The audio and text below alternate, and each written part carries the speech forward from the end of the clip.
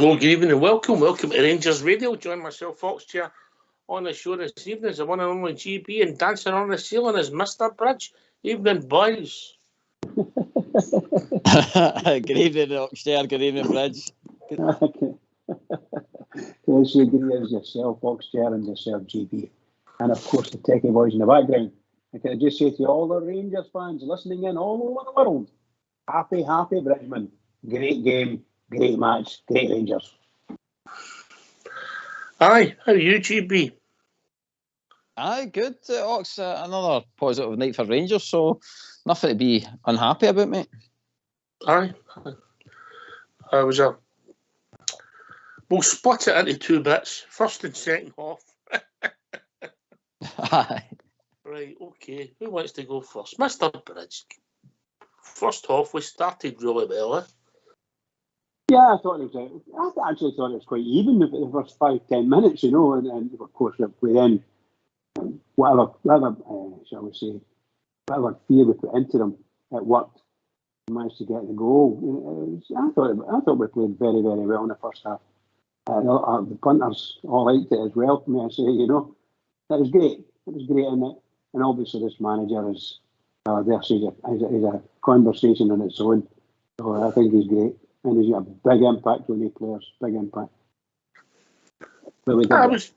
I get Bridges' point. There wasn't a lot, and then we get the goal. I mean, you've got to put it all down to Danilo with his appetite and then his finishing, GB.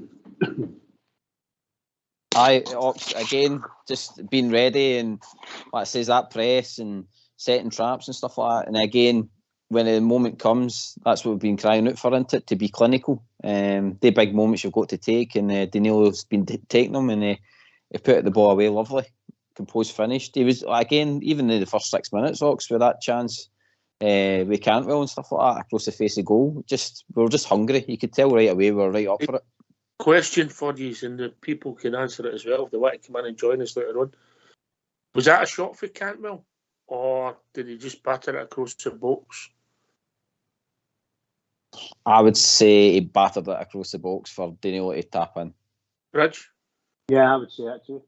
Okay, I think he's been very generous, but it was a good move, good start. So we're playing some decent stuff, and then obviously the goal for Danilo settles us down, Bridge. But all right, their young centre half made a mistake, but it was still great appetite for your centre forward there. Oh yeah, absolutely superb stuff. The boy Danilo, well, I think a lot of folk have been saying he looks as if he's going to do something and be something, and he really is. James Cribbins, a guy who can play football, and it's great to have someone that can actually control the ball. The ball will fall, that when he tries to chest it down 99 times out of 100, it'll fall at his feet or wherever he wants it to go. Superb. I think he did a great game, and he's going to be a star for us, for sure. Brilliant new player, brilliant. So we're one up after him. One up after about 11 minutes, and we're pushing, we're playing well. It's one-way traffic, and then we get to second. Lundstrom's got the ball edge of the box, plays about a 60-yard pass up to Big Sima. He knocks it down to Danilo. A good run by Sam Lammers. Without doing a lot, takes it behind the defender. Danilo plays a lovely ball to Cantwell, and I'm thinking, go and hit it. And he didn't. He got back inside and passed it into the goal. What do I know, GB? I know, I think we're all the same. I think we're just wanting to bury it that first time, but again, the composure, Ox, just to take it on to the left and then just put it right in the bottom corner. Just a lovely finished goal. And again, I think he was just making sure, wasn't he, Ox? He was just making sure that was going to be a second goal. There was no messing about there. Again, he was very unlucky as well just before that, wasn't he? With was it the overhead kick shot on target and all that as well. So it was coming, Ox. And again, you touched on Lammers. I think Lammers helped Cantwell's goal with the whole that kind of dummy that he done as well, running into the box, pulling the defender away from him. My problem with Lammers, mate, that run and that pass he made earlier on when Cantwell hit the goal with his legs, I think that was it. After that, he disappeared. But anyway, we'll come to that. But good goal, Bridge. Another good goal. Good move, good finish, good everything. Great play by Rangers. Absolutely superb play. And it was just what a difference. What a difference. Incredible stuff. 2 short weeks and that man's got them playing like that. Fabulous. So we're 2 up, 20 minutes. And GB, I'm thinking, right, the next goal's a big goal. Because if we can get the third one, the game's done. Their leads will go down and they might become comfortable. But I'm thinking, right, this team haven't played great. We've really pushed them. They got to come into it. No, they never. Not in the first half. We just kept going. We hit the post with opportunities to make more chances. We're playing some decent stuff. The team's closing down. I don't think they got a sniff really in the first half. It was a 8.5, maybe 9 out of 10 performance the first half, if I'm being honest. Ajax, I would say definitely up at the 8s anyway, because when that second goal went and even their goalkeeper had to round them, the full team at that centre circle and have a word with them all, because he was obviously clearly panicking because of the way the team had been playing, and how, like I says, Rangers were ripping them on. So they obviously had to regroup as well. But again, we didn't let up. Like I says, you had Danilo off the post. Again, that long ball, Ox, was just working lovely last night. Tavernier's free kick about the kind of 40-minute mark as well, just by the post as well. Good attempt. And then even Cantwell, kind of that low and hard shot about the 40-minute mark, right up to near the half-time mark. It was all good. Just again, it would have just been good if one of the chances had went in, Ox, and gone into that half-time 3-0 up. You would probably say there was no way back for them. Aye, so we'll get into 2-0 up, and if we're honest, Bridge, that flattered them. Oh yes. I was speaking to a guy and it says, in my opinion, if we were 5 or 6 up at half time, nobody could play. Because I thought that's how good we were, apart from the actual finishing. And their goalkeeper got a couple of blocks and saves. But really and truly, I thought we were way above them. Particularly, we tore their defence apart at times. I'm not being funny when I say it. We actually tore their defence apart at times. But it wasn't for us. That's the way it was. And we have to accept that. But thoroughly enjoyed it. We're a far better team than them. Way above them. So we come in the second half, and maybe for 5, maybe even 10 minutes, no lot really happened. GB, and I'm thinking, I'm okay with this. If this game just peters out 2-0, that'll do me, Ajax, you've seen they made changes, Ox, and they had to. They're a good team. Their fans would be demanding that to try and come back into the game. But we seem to manage it for that kind of period of time. And then, like you say, is the kind of half we're on a wee bit. We allowed them in a wee bit. But again, it's to be expected. Ox were playing against a right good side last night. They're the top side in our country, so. And obviously they made the changes, Ox, where they had their top goal scorer coming on the park that he also couldn't play the full game. So that did influence the game as well, Ox. So I think we started getting in the top. We started going forward. With again opportunities to make chances without any real sitters, and then we made a change. As the near enough midway through the half, we takes off Cantwell, and I'm saying, I don't know. I'm thinking it wouldn't have been my change. But the young boy come on, and I doff my hat to him. He arguably played the pass of the night, Bridge, man. Yeah, wonderful stuff, Must have been, easily 30, 40 yards. Beautiful pass. Superb pass. Magic. Unlucky too.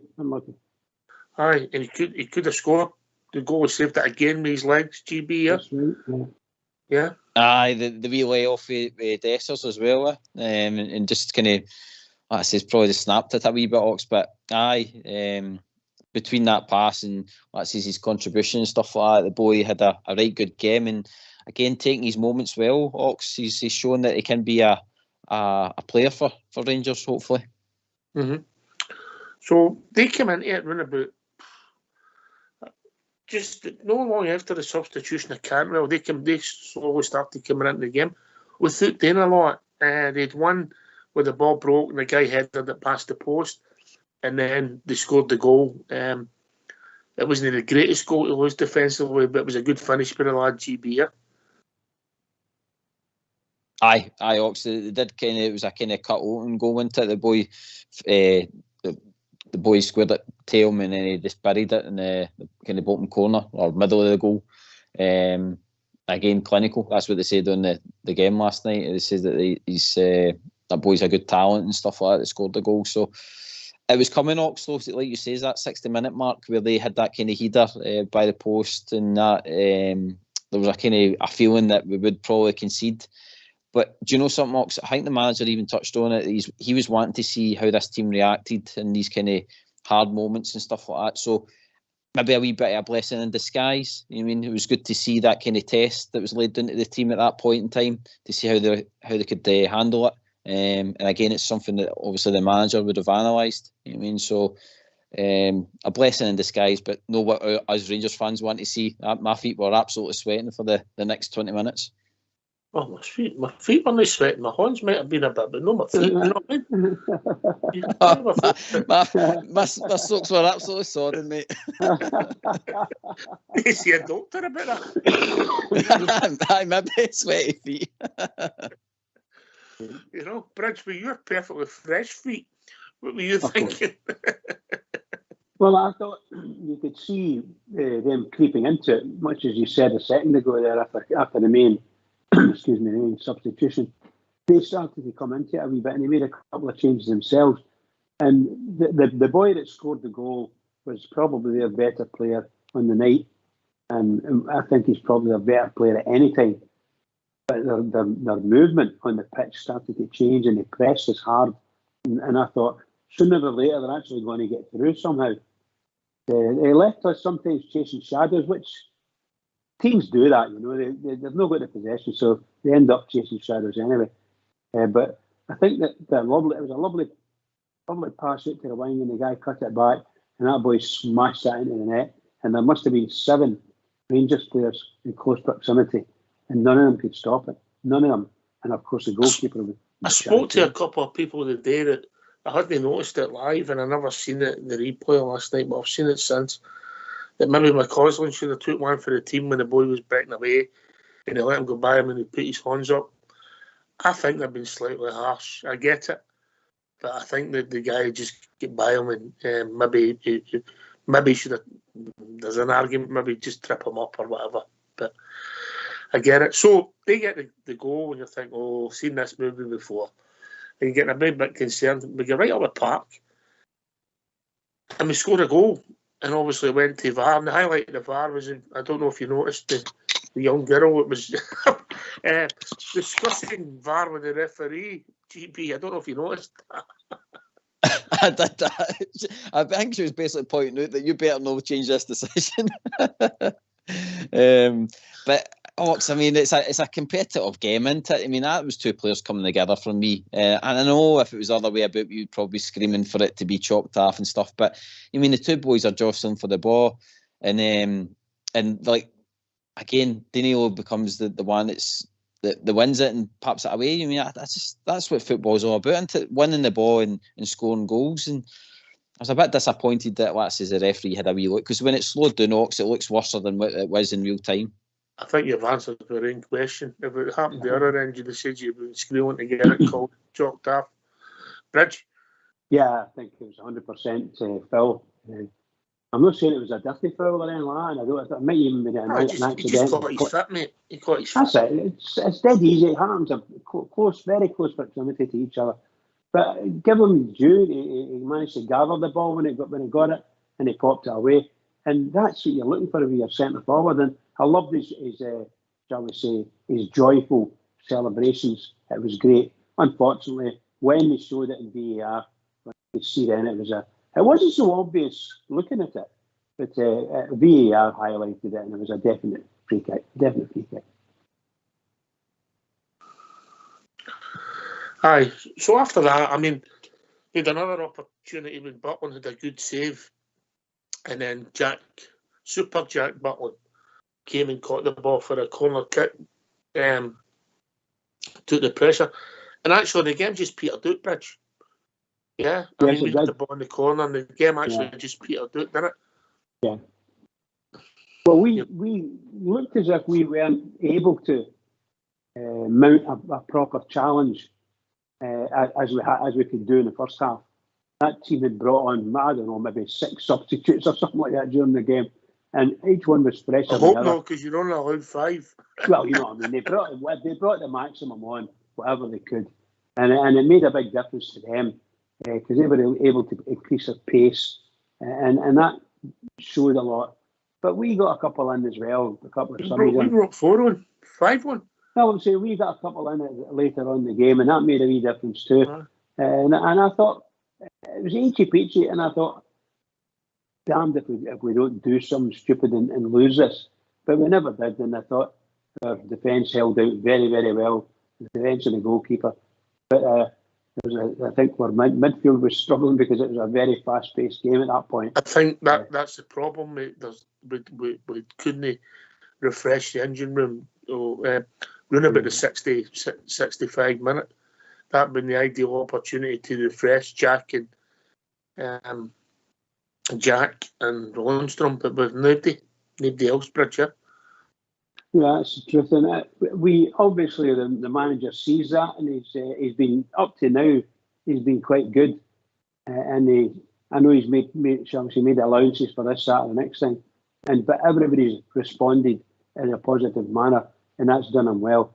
But I'm sure that somewhere along the line, the manager's going to turn and say, "I need another midfielder or 2 midfielders, or all these guys are lying not playing because they're injured. I want the people to look after them and get them back to 100% fitness again, so we can get the use out of them." Something like that. I think the break that's coming up, the end of the week, after Sunday, isn't it? It's the last game for a fortnight. So I think that'll be really good for Rangers to all right. We'll come to that. I'm sure we'll come to that. Okay, pal. Aye. So, GB, the save for Butland, the catch for Butland, obviously with the ball up the park, and Lawrence and that kept in the corner for a couple of minutes. There was an extra couple of minutes added on because we wouldn't give them a ball back. There's maybe a learning curve there. And the game just petered out, and obviously a great victory. I don't think the second half was an 8.5, 9.5 performance out of 10, but it didn't matter, GB. We won the match. No, we got the result, Ox, and that's what I was mentioning earlier. Like I says, that's what the manager wanted to see in these tough moments. How is the team going to react? And I think he got some answers last night out of it. And to be fair, Ox, we had to put up with a referee in the second half that seemed to be totally different as well. I mean, for the first half to the second half, that referee had an absolute nightmare in the second half. I mean, the challenges on Cantwell at times as well, and Borner's yellow card and stuff. And that was a strange one. So we had to put up with that as well, Ox. We had to combat that during the second half as well. And like I says, that Prague put that extra man into their midfield as well to try and combat Jack and Lundstrom. So we dealt with it well, Ox. Like I says, created some chances, but again, seen out the game and got the result. And like I says, puts us in a fantastic position now, Ox, into that group. Here. Man of the match for you, Bridge? Well, I obviously give it to Danilo. I gave it to Danilo because obviously he scored 2 goals, one forward, one get pulled off. But his involvement in the game was just tremendous, and I thought it was a smashing game. So I gave that to him. Probably closely followed by the twin centre halves. I thought the 2 centre halves played a very good game last night. Didn't have any problem with them. I thought they played well enough. I thought they played well as well. I did man of the match for you, GB. Aye, Danilo, Oxley. I mean, the shift that he put in was unbelievable. In that second half, he was running into corners and everything. I mean, to try and press and stuff like that. So, aye, overall, definitely Danilo for me, mate. And again, I agree with Bridge with the whole defensive display. Like I says, Davis at times was cutting at the ball as it was getting played there, tap and stuff like that, and just so composed at times. Again, really good to see. Real decent game. Right, okay. We're going to get the phone lines opened if that's all right with you two, gentlemen, and then we're going to have a wee advert. So let's hear for young Robert. In 2022-23, over 39,000 homeless applications were made in Scotland. That is over 3/4 of Ibrox Stadium, and it is happening right in the heart of our own communities. This year, I have decided to take on the big Ibrox Sleep Out, and I will experience the nightly conditions experienced by those on our streets. The proceeds raised will be split between Glasgow City Mission, who are aiming to tackle homelessness, and the Rangers Charity Foundation, supporting Christmas initiatives with vulnerable young and old people, providing assistance for young people's employability and work for causes such as Glasgow Children's Hospital Charity. If you wish to donate what you can, please go to tinyurl.com/Rob Sleepout. No matter how big or small a donation, it could be life-saving or changing for someone. Thank you. All I'm seeking is your time. Help me make it through the night. Why don't you give us a call on 0141 356 1972. It's your show, it's your platform. Let's hear from you.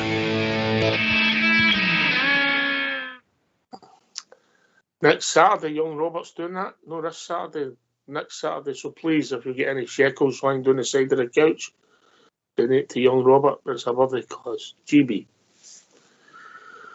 Yeah, Ox, I think the weather's knowing that Robert's got to be doing this soon because it's getting chillier and chillier out there. So hat off to him, going and putting that effort in, and what's he's doing that sleep out. So best of luck to him when it comes. Aye. You fancy it, Bridge? Yeah, you got to take your hat off to the boy. Absolutely, well done now, and go and do it. And I was going to say enjoy it, but enjoy the experience. No. Mr. Fox done it 7 years ago, and I remember it well. He's still moaning about it. Yeah. You know. Somebody said he was steaming during all that night, but I'm not really sure if that was true. Not true, mate. Not true. Perfectly sober. Yeah. Yeah, not true. Perfect. Stone cold sober. Right, come and join us. Give your thoughts. Great result. Who was the man of the match? Young McCausland, did he light up the game for you? Show that he's no young, but he looks young and he's 20 years of age. Albert's been banging a drum about him, says he's got ability, and I think we've seen that last night, Bridget. Yeah, we did, and he came on, and he's a smashing young player. And by the way, Rangers are going to do very well. And I think this manager's coaching him to be a star player. You know, he's given them what was it, half an hour he got last night, 20 minutes, something like that. And the previous game as well, he's played them. So there's some time he's going to say, you're playing for the start, and that'll be the start of his career in all probability. GB. Ox, I mean, he's one of the players that's came out of nowhere for me. Like I says, I know Old Bear's been mentioning him and stuff like that, but I never honestly expected him to come in and have the impact he's had. He's grasped it with both hands, and like I said, last night's another big. Have you seen that Old Bear doesn't know what he's talking about? No, but that's what I'm saying. Like, I'm not saying that. Definitely no. I know he's been going to watch him and that, but now that way, like we've been hearing about Lowry and stuff like that, and you think it's just another boy that's maybe showing it in the B team, but not able to show it in the first team kind of thing. And like I says, last night's a big high pressured game, and he comes in and he doesn't put a foot wrong. And I know you're talking about that moment where folk have been saying maybe they should have took a cared or whatever, but again, the boys probably not wanting to be that player that maybe because he's a red cared or something like that, you mean? So again, he managed the game well and created chances, and he's done everything probably that the manager asked him to go and do. So again, I just hope that, like I says, that the boys starting to see that there's a pathway there, especially with a manager that likes to play youth. We'll see what it takes and wish your boy all the best. So the question I'll put to you two is his contract's up. So do we lose him, or do we make him an offer he can't refuse? Well, send Southside and Stevie and Bridge. They've got to make him an offer, haven't they? He's got to be sort of cajoled and obviously coaxed in and then treated well. We've got to give him. I don't want him just sign a contract for Rangers and then disappear. I want him to sign a contract and start playing him as much as he can, and let the boy get whatever piece in the game. Let it get in there and get his experience. Oh, what a tremendous players, but tremendous. GB. I think Ox, if it was a previous manager, I think the boy his mind would have been made up to leave. But this man just came in and said that he's wanted a big squad rather than a wee squad, and that Bill was saying he was wanting a kind of smaller squad. So I think the boy will see that if there's a need for more players to be called upon. I mean, I think last night you've touched on it, Ox. We've went pedal to the metal where we've went full out for possibly 60, 70 minutes, and you're needing that replacement, you're needing that quality to come off the bench and keep up that intensity. And that's where these players will get the moments that they can come on and make an impact. So I think there's a good chance that he'll stay around and he'll see that there is, like I say, a pathway for him to get minutes in the team. No, he's doing all right now. He's doing all right. He's doing that. Robbie Ewers went to Belgium actually and he's doing quite well last year, so we'll have to decide what we're going to do with these boys, And obviously, ultimately, the ball's in his court now because he's coming to the end of his contract, Bridge, yeah? Yeah, I think he should be, and the other players should be coaching him rather, to stay. And even the captain should maybe be in a quiet word with him. It's just to find out, what is his thoughts and would he like to see. I mean, that game last night, he must have got the old tingle, a great tingle of coming on to that.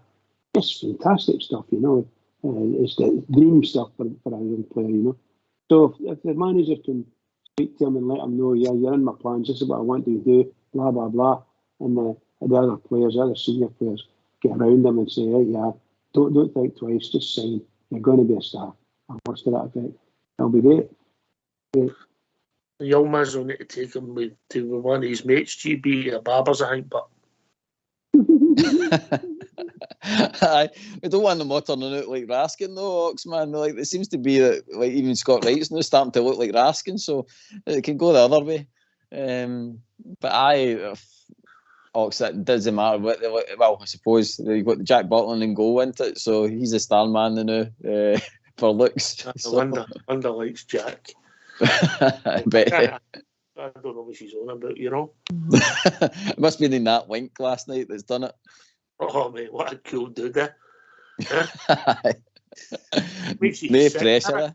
Makes you sick, doesn't You can still do a wink nice, you mean? If I tried to do that, I'd look as though I'd damaged myself. I hope you said wink there.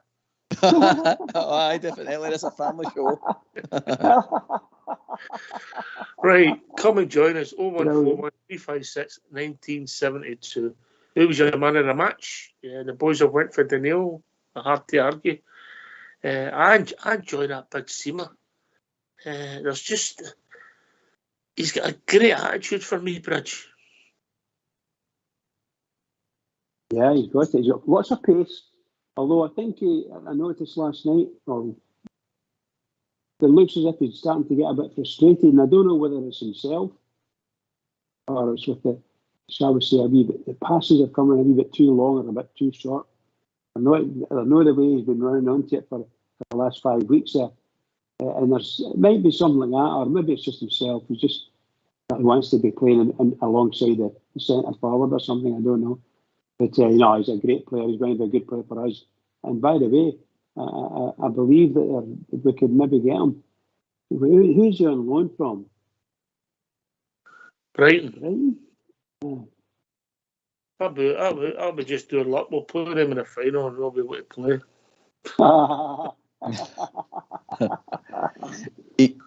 He's striking up a good partnership on that left side, innit? It doesn't matter whether it's Ridvan or Borna. I noticed that last night. It's quite balanced there, and Borna seemed to be getting a a good tune at him as well. So long may it continue, and he's like I says, he's able to catch, like I says, the diagonal balls out there really well as well, and spot a player. And I think you touched on it last night, Ox. He's just needing another goal now, isn't he? I mean, he was doing well scoring the goals recently, but I think it would be good for him just to get a wee goal and keep that confidence built up as well.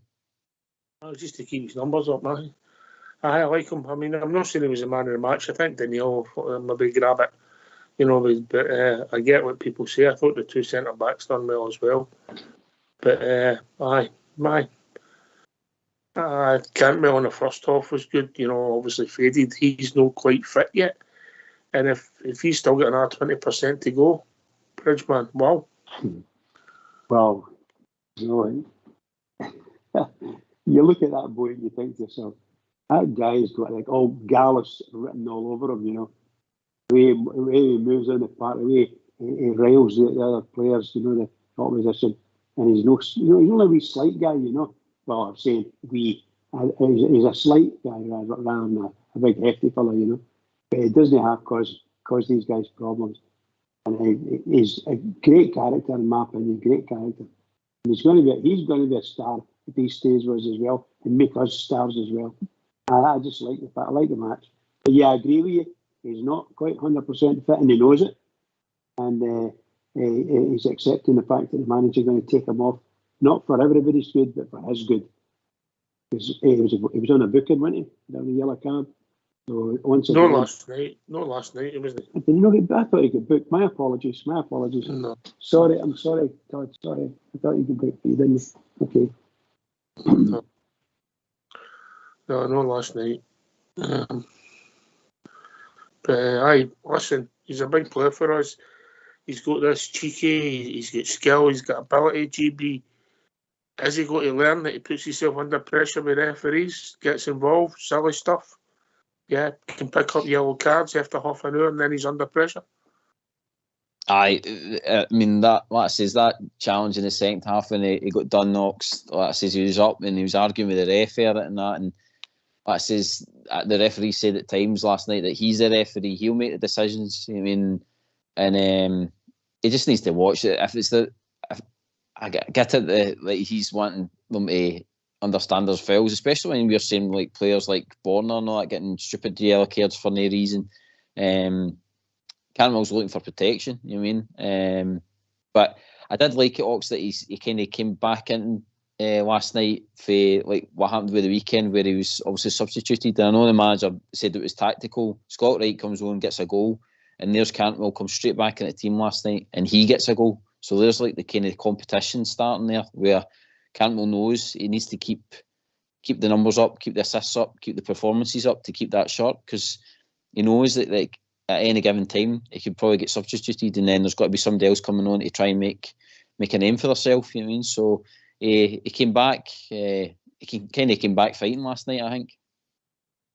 I thought he could have scored maybe 2 or 3 goals himself. Aye. Well, he got one and he could have scored another couple. You're right. Absolutely, yeah. But by the way, did he milk the crowd? That was brilliant, wasn't it? He's got it. Sorry, Oxford. Sorry. He's a showman. GB.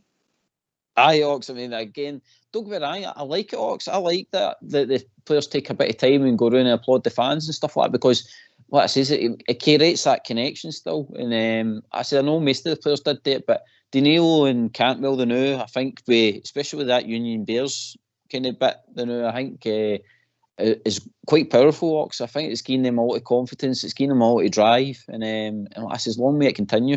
I mean, again, Lundstrom's another one. I heard his song getting sang last night. Again, that guy's got to get confidence for that and all.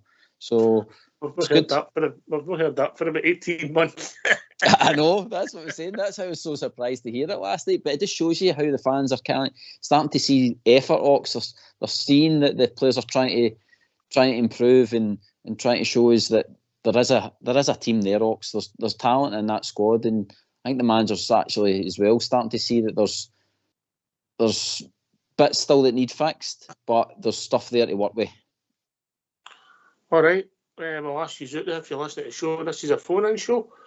Doesn't work, as I said the other night, without callers. We need you to call to keep the show going. to give us talking points, to give us questions, to give us controversy. You know, whatever, because people see the game so differently. So come and join us, 0141 356 1972. We need you. Your channel needs you. Phone in, ask a question and leave. Not a problem. Phone in, tip the bridge man. He's always happy with that. You know, but I can't. Well, he's got the X factor, but the Y factor when he gets himself booked in it's no great. And usually it's a petulance or silly bookings or diving in. He could pay a heavy price for missing big games or cup finals. You know, you've got to think, and he's not helping the team there, Bridge. If I'm honest, yeah.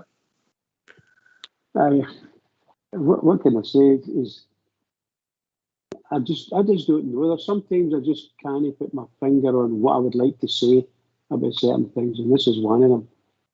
I can't as a star, but he has to start to think as well, you know, on his feet as quickly as possible about others round about him, and that may be difficult, but I love it the best. I think he's great. He's well quoted. Well quoted. I like him. I'd have him in the team all day long. Yeah, just to improve a wee bit. GB, that's all we're asking. Yeah, I'm all right. I'm all right with him standing up for himself. I'm all right, but don't get booked for arguing with refs, or don't get booked for pushing somebody. Silly, you know, silly bookings. Let the other players run about him, make the kind of arguments for him, Mox. That's I would say. I seen Tav run out of him last night and kind of have the word with the referee instead of Cantwell going on and on. And again, you want your best players on the park, Cox, and maybe again it's just maybe a development thing for him. I mean, he's going to grow as a player, and like I says, we've got a good manager now that's always talking in his ear. He's sat next to him in press conferences and that now, so I think our current manager will be able to guide him a wee bit. Mention the manager. So let's hear for your gaffer, Big Philip Clement. Philip, hi there. I think it's fair to say that some observers have noticed that a big improvement in many of your players. Is that as a consequence of you putting together some good results, or have you been working individually with some players?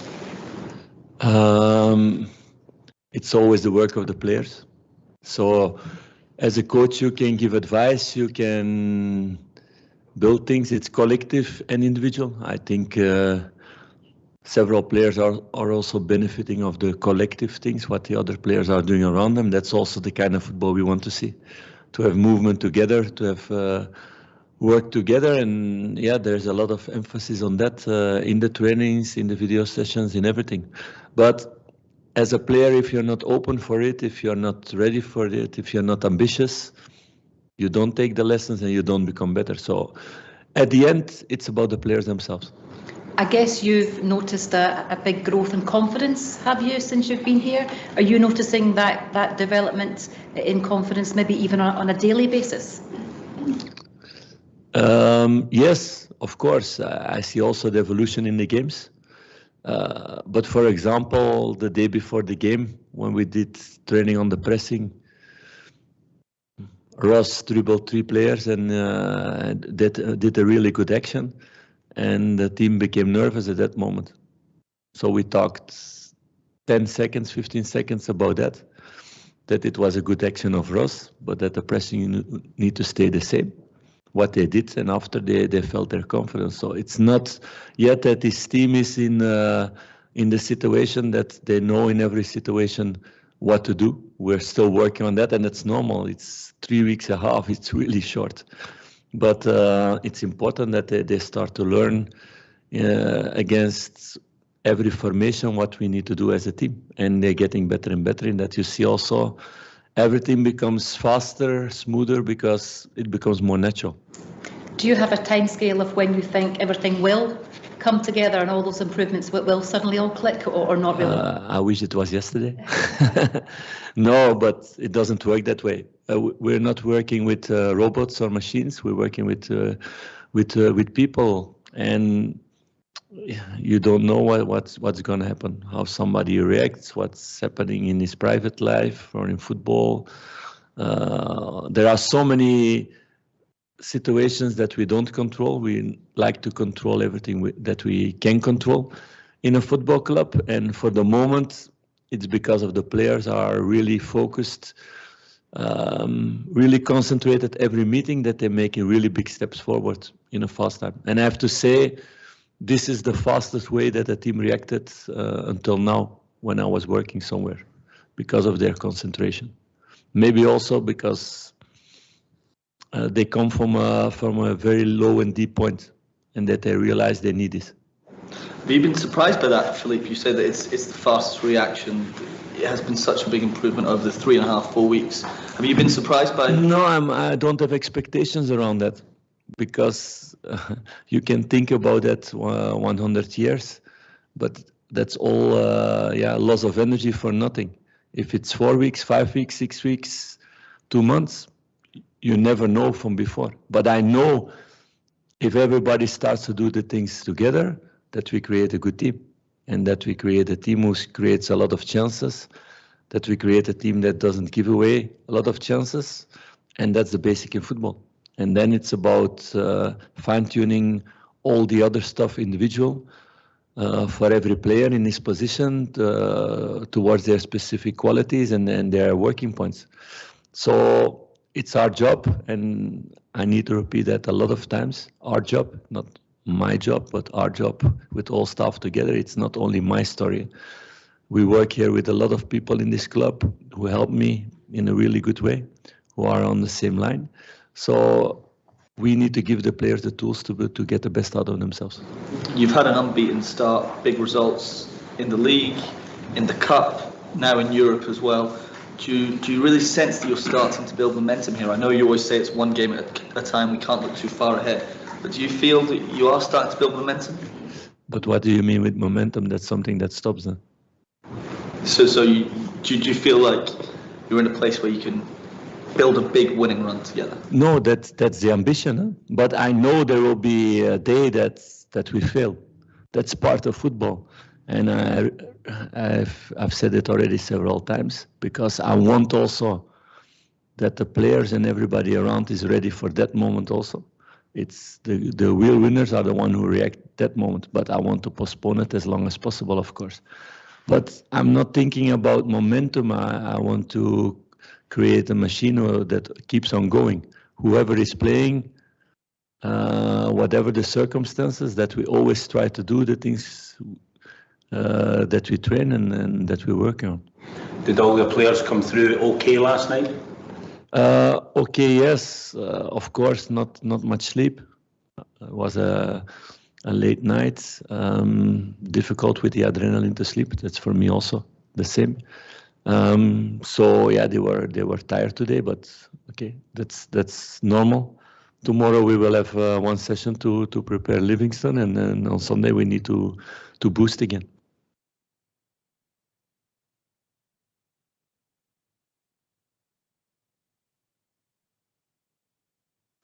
Well, thanks for that, Fox. He doesn't give a lot away. He keeps it simple. I think he's pretty honest. But work in progress. That's the way I see it. GB. Aye, that's it, Ox. It's a work in progress. The manager's still assessing the squad, still trying to get an understanding of the players and stuff like that. I think he's starting to see who his leaders are, because he's mentioned that a couple of times now, Ox, about people being his right hand and stuff like that. So that's progressing well. And like I say, Ox, when you're watching the team now, they're just, you can just see there's confidence back in the team. There's an understanding there, the jobs that they know they need to go out and do. And like I say, the manager in his press conferences is, like I say, he doesn't commit to anything in them. Like when he's getting asked there, are you got to go on big, huge runs? He's got to go, well, I do want that, but like I say, there'll come a time where that the players will be disappointed. You know what I mean? So, long may it continue. Bridgeman, for me, the improvements came as we've got more width. both in defending and in attacking. I don't see that much difference, and we get the ball up the park quicker. Yeah, his whole philosophy is based on that ball up the park quicker to get the attackers, or some of the attackers, not all of it enough, but get the ball up to the attackers, let them do what they need to do. But I think he's adopting a less offensive midfield, put it that way. I don't like to say these things because it doesn't sound right, but a more defensive midfield than anything else. And it's effective because it worked last night for him. You didn't see Lundstrom and Ryan Jack way up front very often. But I think the first off, Ryan Jack was well involved in it. No, I'm not saying they're not involved. I don't mean that. I mean, they might take it in turns, but the main part is they're going to pick the ball up and they're going to do things with it. But I think they like to get the ball up as quickly as possible to the forwards. And I thought Seema out on the left was a recipient for a lot of good passes. And he was very, very busy, very busy. It was good. I thoroughly enjoyed it. And I think the way the manager's playing it, we'll all be able to read into it somewhere along the line. Some parts of the game get a bit bamboozled because the player's in the wrong place, But, I think it's great to see. I like the way the manager's doing it. And long may it live. Anyway, don't always say that about the next caller. Evening, David. Evening, guys. How you doing? Good, mate. You? Hi, David. Good. Oh, yeah. Top of it. James Cagney says, I'm a top of the world, ma. All the young guys will not remember that picture. It's called White Heat. And that's how I feel. That was a marvellous result. I tell you and what, I tell you, you're not an angel with a dirty face anyway. I need to shave my beard there. Anyway, where was I? You always stick me in my mid-conversation. You were top of the world, man. That was James Gang, brilliant gangster movie. Anyway, that was a fantastic result. And I heard you earlier saying about who we all thought was man of the match. Now, I remember when I was talking pre-match last night, you asked something about a similar question about who do you think would be the main characters in our team. You probably don't remember, but I says everybody that's who's the main men should be. And that's to me who was the man of the match, every one of them. And more so Jack Butland, because what a save he pulled off when it was 2-1. It was unbelievable. And that was a big game changer. And just to point out, you were talking about Barisic, his booking. Yeah, I would say that was the case, wasn't it? I don't think it was a foul. It was that referee lost the plot in the second half a wee bit. That was dissent as far as him. If you watch it, Barisic puts his arm up and waves him away, and he booked him for it. Because it wasn't a foul. I don't know if you agree on that, guys. I can't remember that straw, but there wasn't much in it, David. And it was a strange decision. It looked like to me if it booked him for a challenge. You might be right. You might have said something, But that's what I think he booked him for dissent. You've got to be clever, Bridge. That's the thing. That's what you don't want to get booked for, it. Yeah, absolutely. He's very big about the guy's boot wasn't anywhere near his face. That's what he was complaining about. However, you must have been a happy pair last night, Davey, and this morning, eh? Oh, yeah, I jumped up. She came in and went like that. Is that a goal? I says, no, that's the second one. Anyway, no, the guys, the man's a breath of fresh air. I mean, I watched a lot of these things we don't watch while the game's going on. I picked up on it last night. And when he brought Dessers on, and we were I felt what happened with the way the game was going is we were getting a bit leggy, and we started sitting back a wee bit, and that let them come in and take. We weren't letting them do that in the first half. We weren't even getting hardly into our half. So I think a wee bit of tiredness was creeping in, and they were sort of coming. But the incident I'm meaning is, I watched a cup on the side of my eye was Dessers let this ball broke to the right, and Dessers just sort of looked over at the guy, and Clement gave him pelters. He actually was falling at him, and the game's still going on, and he's pointing at him. You should be trying to get him. That's something we've not had for a long, long time. And that just shows you what that guy's all about, to me. No, he's got something about him, GB, yeah? Ox, and again, he's got good man management, Ox, because even when Cantwell had to walk all the way around that park, he waited and, spoke to Cantwell and stuff like that for a couple of minutes. And he's been doing that. He's been taking time with the players and, just getting to know their kind of background and all that. And he's even mentioned about people having like babies that are not sleeping and stuff like that. So that's clearly been an issue for some players as well, where, there's family life affecting their game as well. And, as soon as he's been putting these wee kind of processes in and helping the players and stuff like that, look at the performance he's getting out of them. I mean, they're starting to run through walls for him and stuff like that on the park now. And I'm not saying that there's not going to be any changes in that team. That manager's going to have still ideas to input into this team, but as it stands now, he's getting some tune out of these players. Yeah. Bridgeman, what's he done? Is it simple? Is he simplified it? Is he a disciplinarian? What's your thoughts? Well, he's simplified his requirements, I would imagine, and they're just there's a number of things, and this is what we need to do. And I don't want you to think about anything else other than making sure you meet those requirements. And obviously, the biggest part of that is to be a presence on the pitch and know what you're going to do, because discuss it with the players in the dressing room, whatever you want to do. But this is what you're going to do. When we're attacking, you do that. When we're trying to defend, you do that. You can try to get back into your defensive position as quickly as possible. And you see a lot of players they're really good at it now. You can see them moving from front to back, and they're making a beeline back into wherever they should be.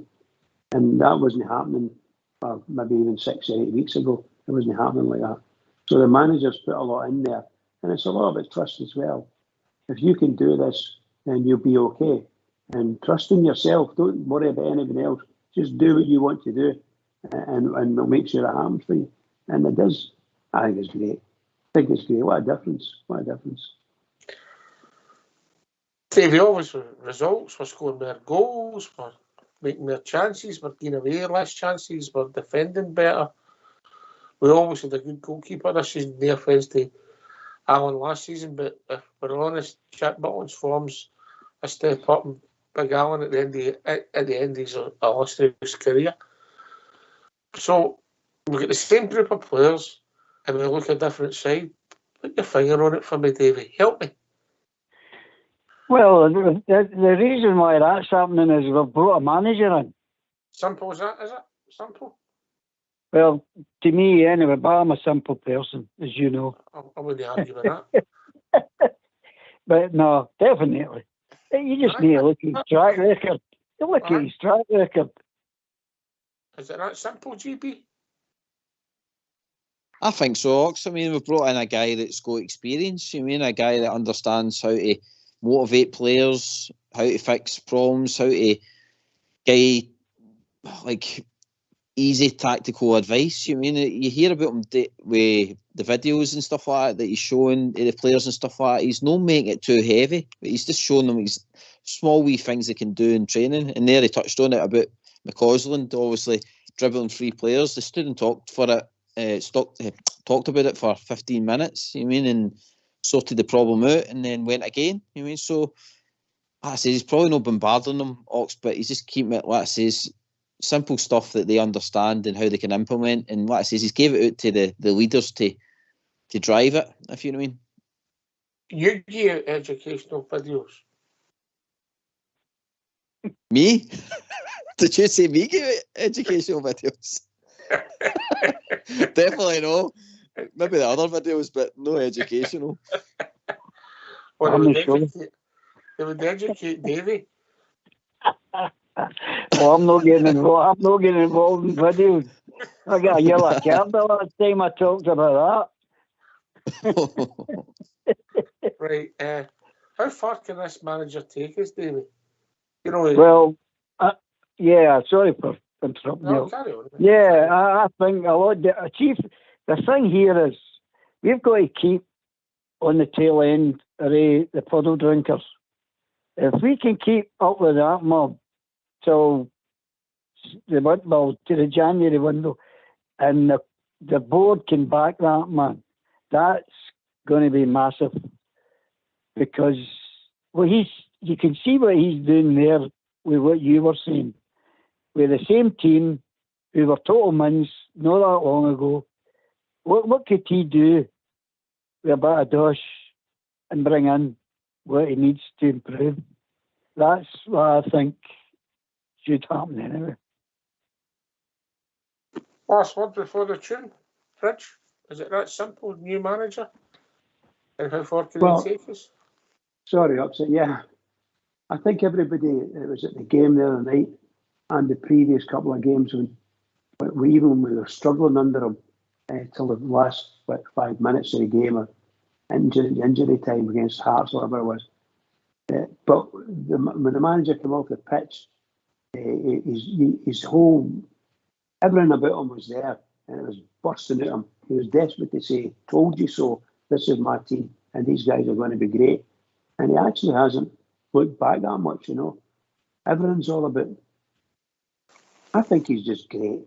He's convincing the guys that they can play football, whereas before, 50,000 Rangers fans were saying you're all rubbish and booing them off the park, you know. You'll not hear that again. Certainly not under this manager. And obviously he's still got to prove things. There's some big games coming up. I don't want to go past the weekend game because the next game is the biggest game of the season for us. We've got to beat them. We beat Livingston, then we're quids in as far as form's concerned, and that's all I'm looking for. But the manager, I absolutely love it. Love what he's doing, and I love the way the players are responding to him, and players that we didn't think much of. To be perfectly honest, we know that long ago. Look at them now. Aye, okay. Right, we're going to have a tune. And while we play the tune, unless you're dancing up and down the scullery, as Fox would say, get yourself a pen and paper. It's time to make some money. Because right after the tune, you're going to have Southside Super 6. Take it away, Mr. Fox.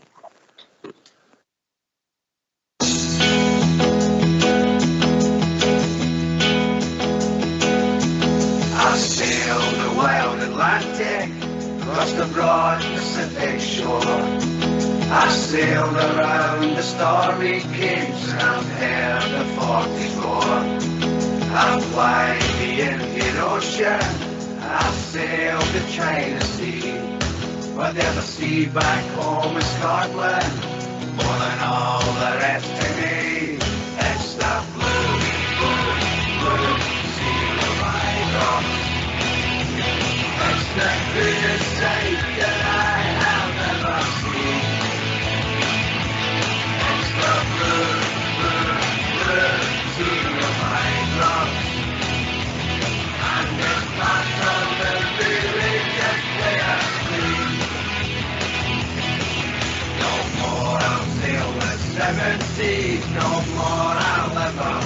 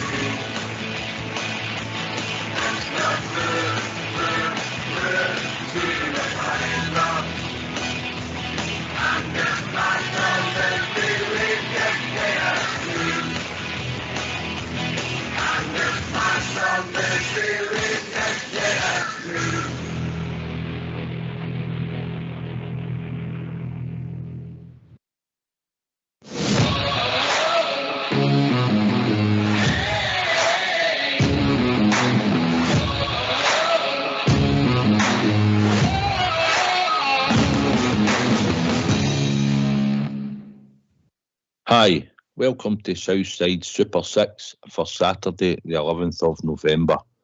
My first selection is Wrexham to beat Gillingham. My second selection is Hull City to beat Huddersfield. My third selection is Oxford to beat Leyton Orient away from home. My fourth selection is St Mirren to beat Dundee away from home. My fifth selection is Mansfield to beat Salford away from home. And my sixth selection is Airdrie to beat Arbroath. If you take all six, it pays 73.5 to 1.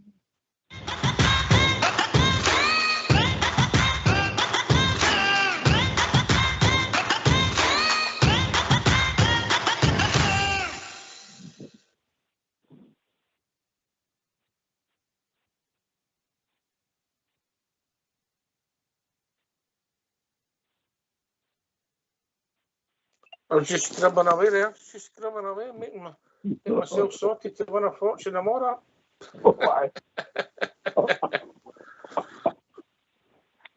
Listen, it's a bit of fun, bit of entertainment. The big game puts himself out there.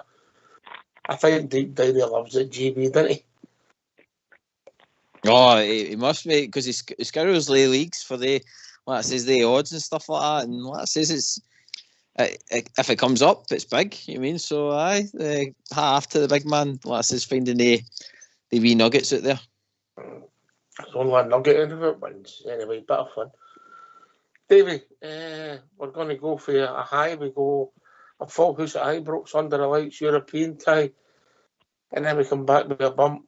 We're at Livingston in the plastic pitch on Sunday at 12 o'clock. Yeah. Definitely, but at this moment in time, I've been more concerned past tense than I am at the moment. I just think we're in a different place just now, and I think going on, it doesn't matter if it's plastic, rubber, or a trampoline, whatever we're going to play, I think we're good enough to do whoever we play. As I said before, excuse me, I was eating something. If we can keep on the puddle drinkers to at the end of coming up to January, and just still be slightly better, and they're no great. I think Aberdeen could take them at the weekend. So I don't think, and we're playing before them. So I just think Aberdeen's rosy in the garden at the moment, guys. So I know what you're coming for about the pitch, but it's got to be played on, and I just think we're playing confident enough to go there and get a good win. I think we'll win. I do think we'll win. I'm just saying, GB and then Bridge can come in. It's the high, the arguably the low, and the facilities. But you've got to go with the right attitude, mate. Ox and what I says, it's I think the manager said that when he was up in Dundee, he wouldn't have cared if it was they were told to go out and play in the car park. You mean it's the manager's got to instill it in them that the 3 points is a must. Don't drop your standards and go out and win the match. And he's not really said it, and there's the team, Ox, but I think it would be the icing in the cake for the manager's first kind of part at Rangers, that if he gets this win on Sunday, that's him really working out. He's only had one draw since he's came, and that was against Sparta Prague away for him. So I think it would be a nice way to finish off before the international break, mate, with another wee win. Oh, I mean, it would give it manager, it would become official, it would be a great start, Bridge.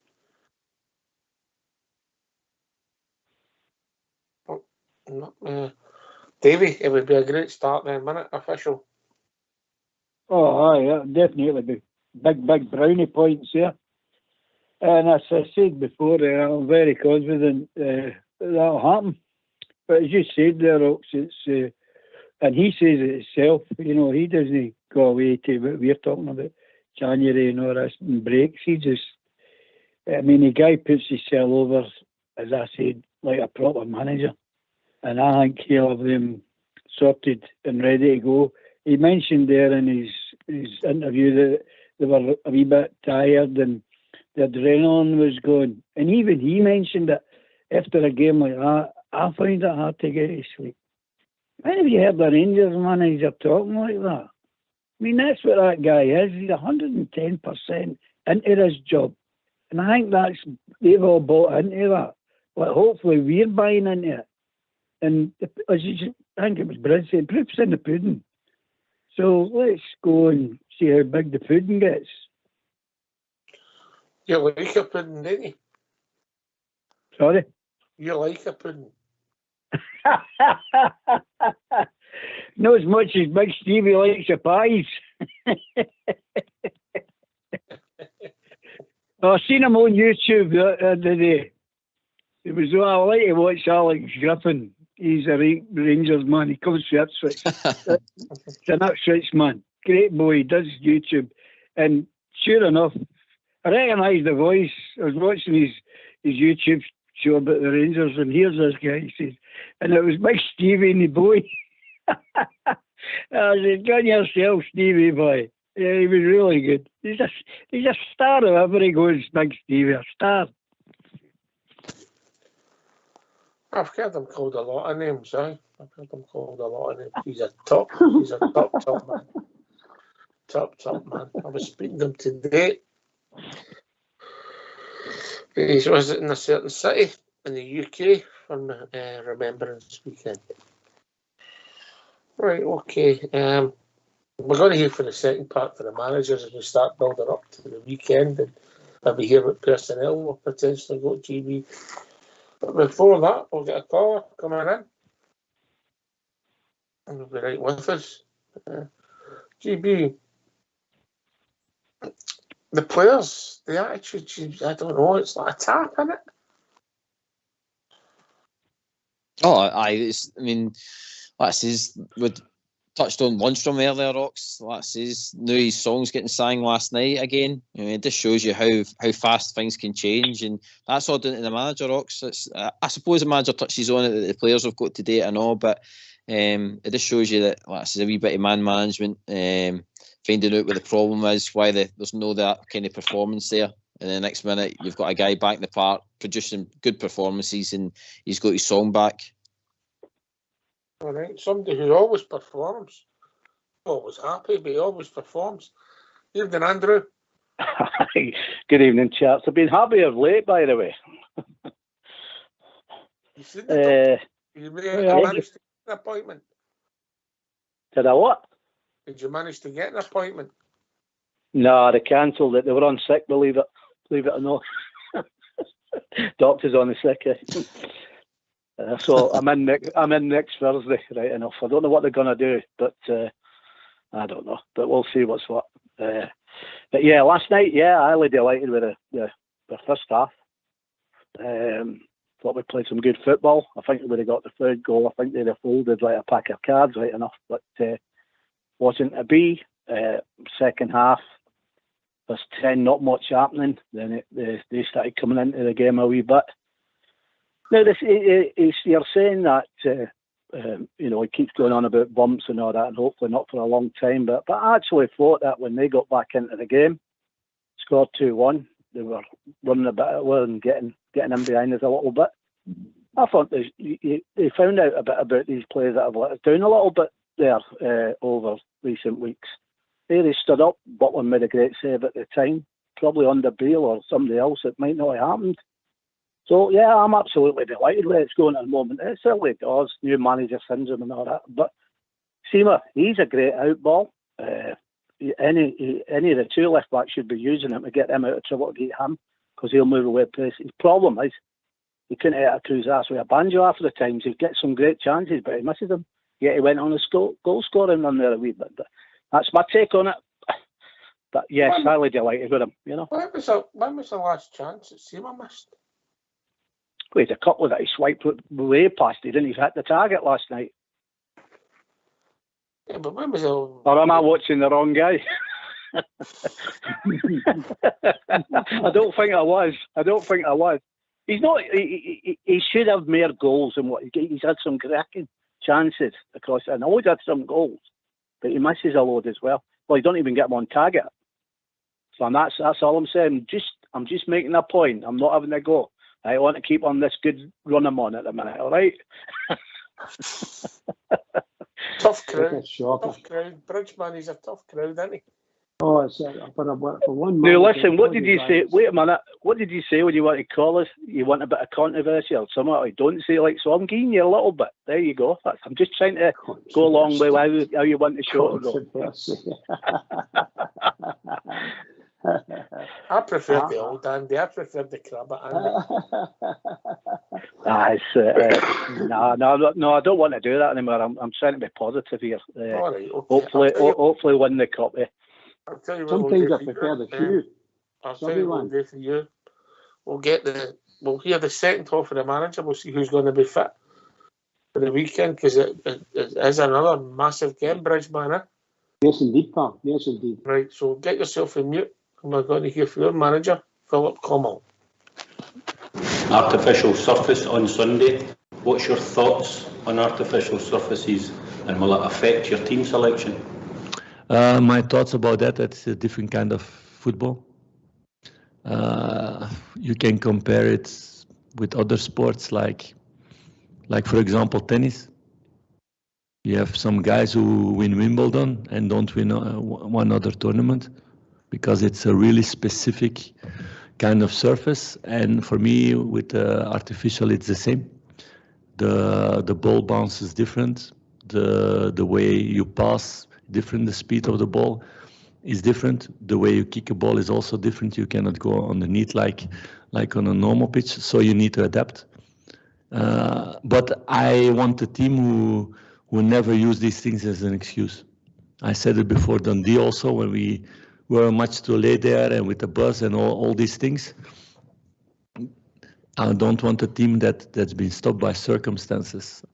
If tomorrow they say we don't need to play on the artificial pitch but on the parking lot, we're going to do that because it's only one thing important, and it's the win games.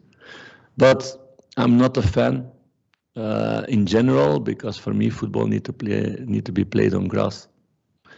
But I have the experience with it in Belgium also. We had with Sint-Truiden one team who play on artificial, so it's not something new for me. Your momentum will be a little bit interrupted after the Livingston game with the international break. Had you always intended to perhaps reassess the squad then? How would you, looking at the set of results, are you ahead of the schedule at the moment? No, I don't have a schedule, because in my schedule, in my head, is to win every game. So I'm always underneath my schedule. That's my life. No, it's continuing and being ambitious and really wanting to win every game. It's about that. But I don't want to think about international break now. It's only one thing is important now. That's Livingston and taking the 3 points there. You know, it's a difficult place to go because of the circumstances, because of the football they play.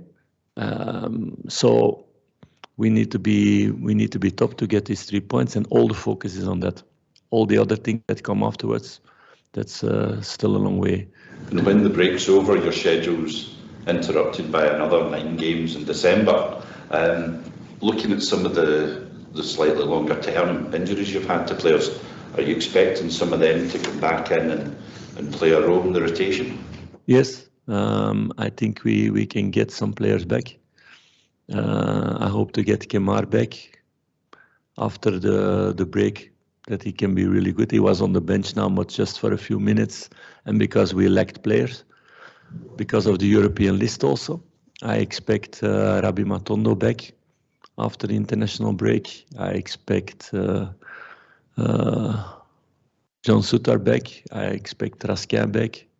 So there's going to be more competition, and that's good. Not only competition, but also a possibility to make rotation, because we are ambitious in the 4 leagues.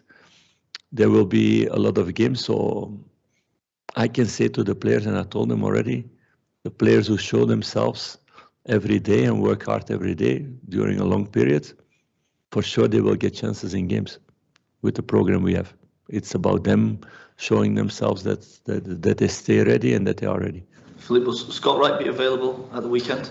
And Scott is also I don't know yet for the weekend, but he will after the break will be for sure available. How beneficial will the break be, Philippe, in terms of you being able to spend more time just on the training ground? You said before a lot of the work has had to be video work and talking to the players. To have that sustained period of actually getting to work with them, what will that do for you and for the squad? For me, every day, every minute is useful, and we try to get the best out of every minute with all the staff together, with the players. So yeah, every minute is useful. But of course, you have also players who go to international duties, and okay, I'm curious how they come back then also, because here we are building a book, page by page every day or every hour, and then they go back for 10 days, and then they come back, and sometimes they forget a lot of pages. So I'm curious how these things will go with the players who will go to international duty. That's one of the other things for me to discover in my adventure here. Will you give the players some time off? Are you going to work them hard over this fortnight? It's very individual, that one. There are players who will need to work harder because they come back out of injury or they played less minutes. There will be players who need more recovery time. So it will be a very individual schedule in that way. Just in terms of your staff, are you still looking to add another coach, or will you continue with the staff that you have just now? We have time to make a good deliberation about that, so no rush. We have a lot of other things to do. Can I ask you about Ross McCausland? How impressed have you been with him? I think I'm right in saying he's out of contract in the summer. Is he a player that you would like maybe to see stay around here in the future? Do you think he could become a key player for Rangers? You first need to sign, and then I will say more. Is he close to signing? Is there a new deal in front of him? Or as long as there's no signature, there's no signing for me. But it's clear that I'm giving him good chances. He knows that I believe in him for the future. So it's about him and his family to make the right choice. And I think the right choice is staying here. He has that choice, though, that a contract has been offered to him, is that? We are in talks, yeah. Why don't you give us a call on 0141 356 1972. It's your show, it's your platform. Let's hear from you.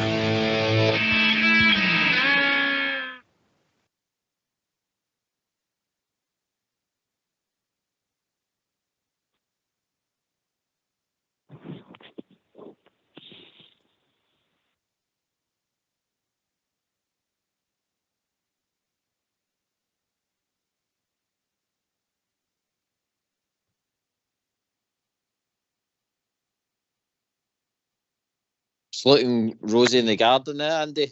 All the injuries starting to come back, hopefully. It sounds like it, doesn't it? It sounds positive, right enough.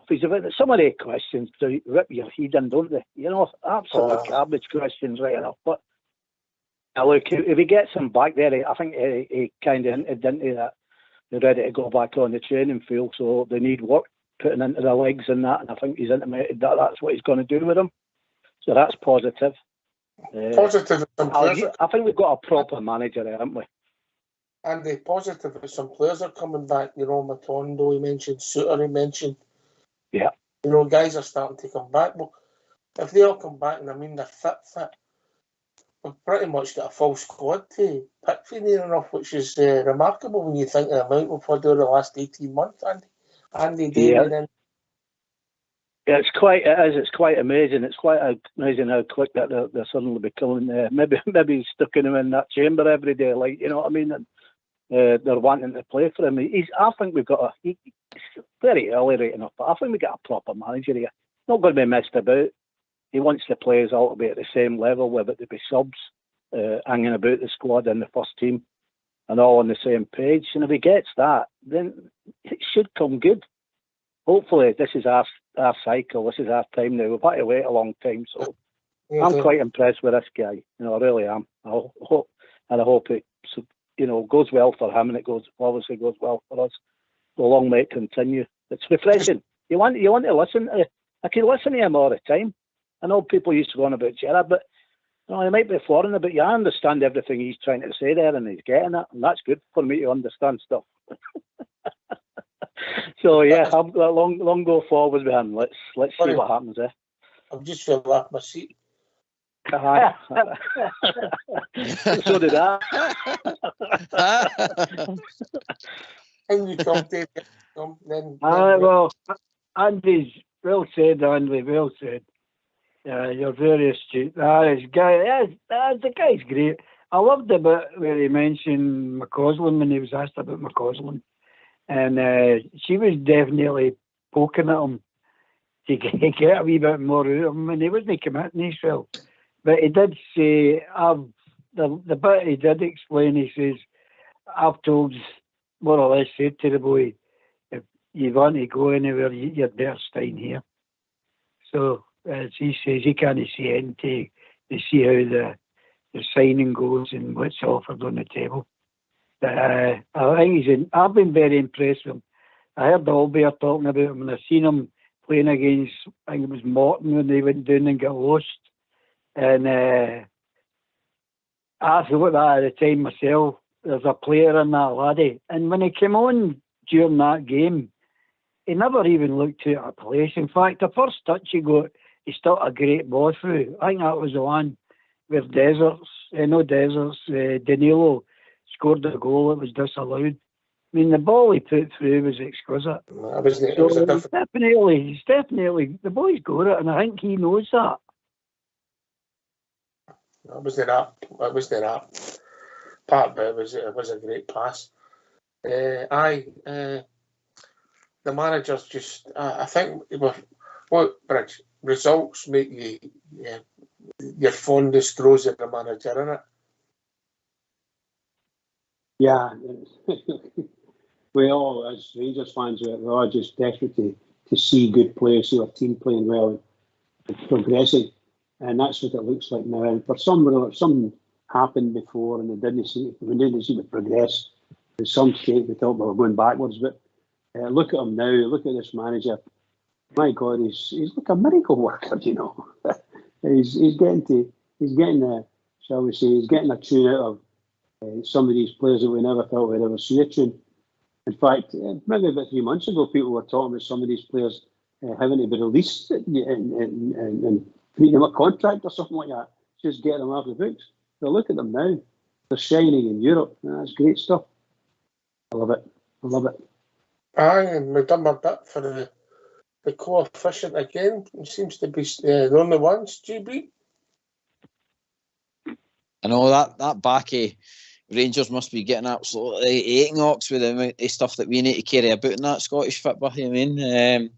But again, Ox, it was another win last night for us as well, and that's more money into the club. Keep the wins coming, you mean? It all goes to helping our team develop, and again, another nod to the manager, but he's proven that he can spot a player. There's McCausland, he wasn't getting a kind of look in, and again, he's went and watched B-team games and he's spotted that the boy's got a bit of talent about him. I mean, what's he got to do when he gets a chance to a transfer window? I mean, that's where it's getting exciting for me, Ox, that he's been able to galvanise guys that we thought were marching out the door. And maybe still might still be, but that's just come January. It'll be interesting to see how he develops this team. Right, we're moving into the last half an hour. Come and join Andy, Davey, Bridgeman and GB. Let's hear from you. 0141 356 1972. Give us your predictions for Sunday and what you think the lineup will be. Is Balogun coming back in after that game that Ben Davis had last night? Bridgeman, is he? Or Ben Davis after that? Well, I think the question will be asked, is Ben Davis fit? Is he okay? No injuries, nothing hanging around, you know? So if he's when he's fully fit, then I don't know if Balogun will get in. However, I'm a big fan of Balogun's, I must admit. I think he hasn't put a foot wrong. Let's say that. And no matter who it is that plays, I would play Balogun because he's a lot harder. And maybe a wee bit more fleet of foot. So you get away with that. But I like Ben Davis, I like his qualities. He's left-footed, which is a big help in that position. But Balogun, for me, just because it's going to be a very tough game. always a tough game and through there, and particularly on that pitch. We've got to watch for P's and Q's there, that's for sure. Yeah, I would go for Balogun. You think it's been a tough game through there? Rangers will get the better of Livingston. The unbeaten in the last 16 Premier matches. We've won 14, drew 2. Livingston are looking for the first league win in games between the two clubs since September 2018. Gerrard, I think that was right at the start of Gerrard's been. Gerrard's have outscored Livy 35-4. I'll take that, Andy. Oh, aye, definitely. You know the Balogun one. I'm with Bridge. I like Balogun, but see what I would be looking at there. Davis is coming back after an injury. You're going to stick him on an artificial surface where he could pick up again. Don't forget there's no Goldston, so I would play Balogun just for the side that it gives Davis the weekend off and also the couple of weeks, where he can get real fit, so that we're not really strapped with losing him as well, which could happen on that pitch. So I would definitely stick Balogun in. I would anyway. I like Balogun. I think Balogun's a great player, I'd bring Balogun back, I would. Yeah. But I thought Ben Davis did an excellent game last night, if I'm being honest. Davey? Is Goldston, is he suspended? No, I think Andy was talking about the European tie. The European game, aye. Oh, yeah. No, yeah, I'm agree with Bridgeman and Andy about. I think it'll come down to the park. Who's if any of them's got any kind of injury that could easily kick off on that park, I think he'll decide who he's going to play then. I think it's all about the park. GB. Ox, I think Balogun will come in. It's just because it is that park. I mean, the way Balogun was able to drive forward up at Dundee, I think that's the kind of tactic we're going to need to have against Livingston. That kind of surprise attack, the way Balogun can grab the ball and just drive forward and stuff like that. Ben Davis had a fantastic game, but again, I don't think the manager will want to risk players if they're not really needed rest, if you mean, especially when we're going to a national break. So I would honestly play Balogun because he's had a good couple of games there, and again he seems to have that kind of something different, especially when teams are sitting in against the Dogs. All right, would you tweak a winning team or would you leave Lammers in the team? Andy. Lammers. Right. I'm going there. No, I don't fancy him at all. He doesn't do nothing. He doesn't do it for me. I think Campbell should be playing in his position right enough. But I think he seems to like him, so I think you might find that he'll definitely play. I don't know. He might. No, he won't. No, he'll never come good for us. I don't think so. So yeah, no, I wouldn't play him. There you go. Just stop digging a hole. Bridgeman, Bridge. I think that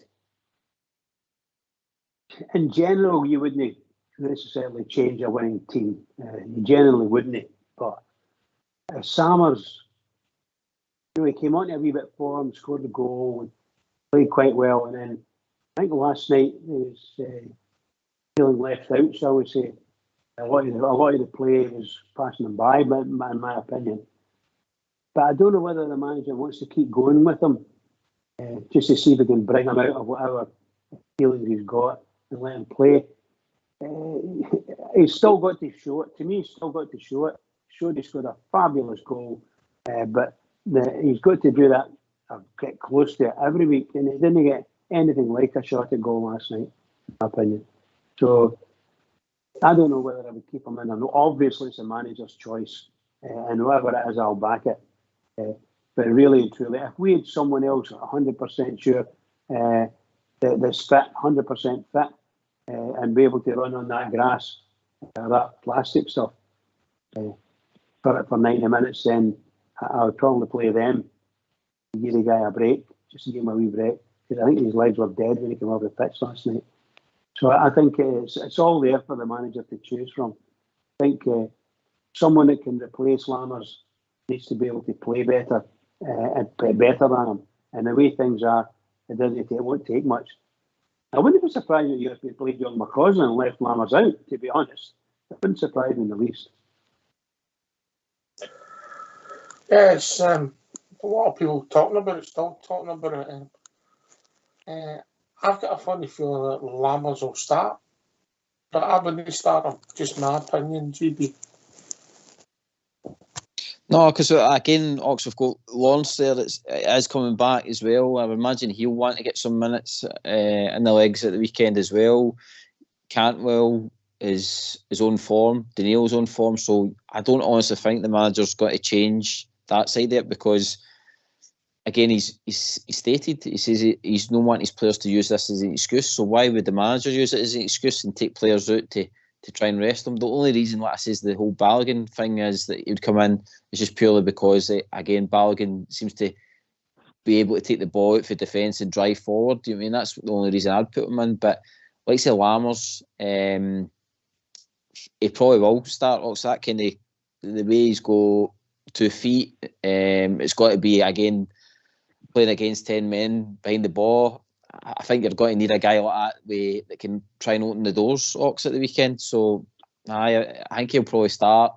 McCausland will probably get minutes at some point, but I can't see him changing it too much, Ox. I think what I said the other night there, I think Lammers did put in a bit of a shift. No, he ran about. He ran about very slowly, and after he made the second pass to Cantwell, he really disappeared out the game as a creative force. I mean, I think it was Albert said he's great at hide and seek, and I get that point, and I get Big Southside says he's got ability. Aye, we can see that. He can pull the ball, he can trap it. The goal he scored against Dundee, you don't do that unless you've got ability. But you've got to do it consistently. It can't have just been fits and starts, especially when you're a focal point of a forward playing that number 10 role in the middle with the creative players, if you like, whatever you want to say. You've got to influence the game, Davey. Ah, you're spot on, Ox. Spot on. I think I agree with totally what you said there about you didn't think he would play, but I think he will play. Well, I think that's going to be the case. I think technically that park can suit him, because that's a Tanner Ball park, and he is a Tanner Ball player. I heard what Bridge was saying. I would like to see McCausland get a wee shot out as well, but I don't think he'll no play him, because I think if he takes, if he doesn't play him, he's going to maybe throw the dummy out of the pram. But I said it before, I don't care who we play on Sunday. I'm confident again, very confident, and we need to play the 4 biggest defenders at the back, because we can't play the wee Turkish boy, because that's all they'll do is go for corners and crosses. So we need to play the tall guys at the back. We could play 4 Red fans and Big Jack would still come out and catch it.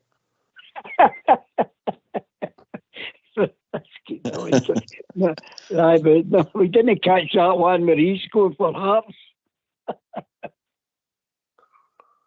I'll give you that. There's a penalty. Sorry. It was a no, penalty. I'm talking about the 2-1 game at Highlands. All right, okay. That Butlin's his only goal, I know it comes off cleaner than he goes on the pitch. I know, he must have that wee bag in the corner there. It kind of taps him up before he walks off that park. But Ox, what a signing he's been. He's been brilliant for the beginning right through. He's not really dipped at all in form, and been vital, especially in this European campaign, hasn't he? He's stepped up to the mark, and again, I hope we see him in goal for us for as many years to come, Ox.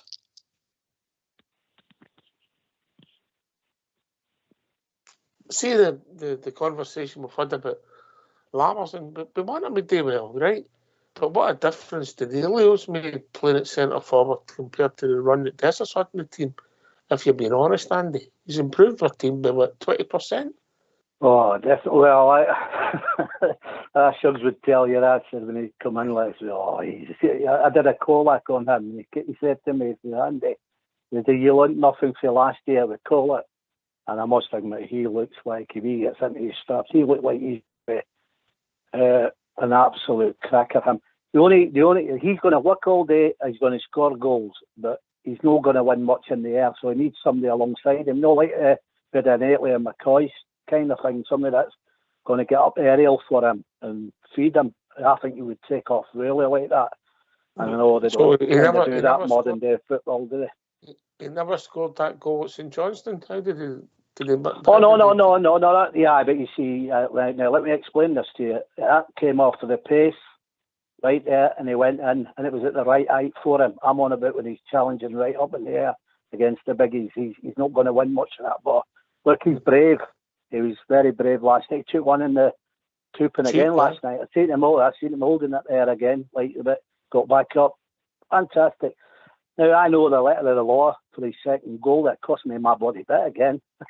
But, I was on 3-1. I think I got 16-1 for it, and I had a fiver on that bugger. But there you go, never mind. That's the ref. I'm going to kill him if it comes across it.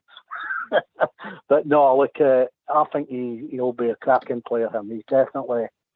he looks really happy to be there, doesn't he? At the beginning of the season, there was no smile coming off him. They look like, what am I doing here, kind of thing. But he seems to be striking a good friendship up with Campbell, just myself, observing him. So he'll be okay. Him, so two years and Shugs. I've got that one wrong as well. But I'm always honest. You know what I mean? I didn't have to tell you that, did I? I didn't have to tell you. Davey, any comment?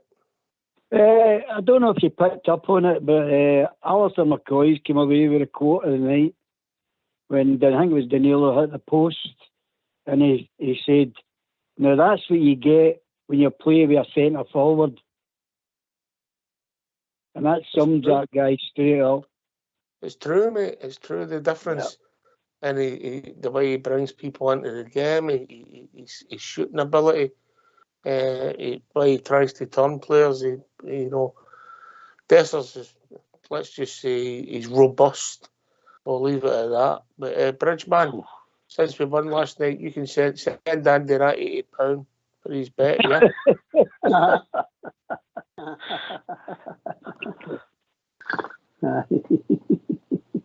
Right, just other news with the young boys.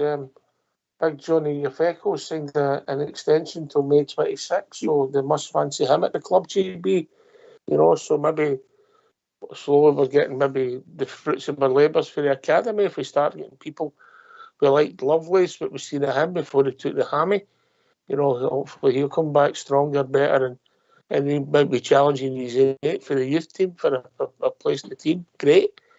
If they fancy Johnny Yafeko, if he's going to play particularly a left-sided centre-back, left-sided full-back, big boy. So, great, and hopefully it works out for all the lads, yeah?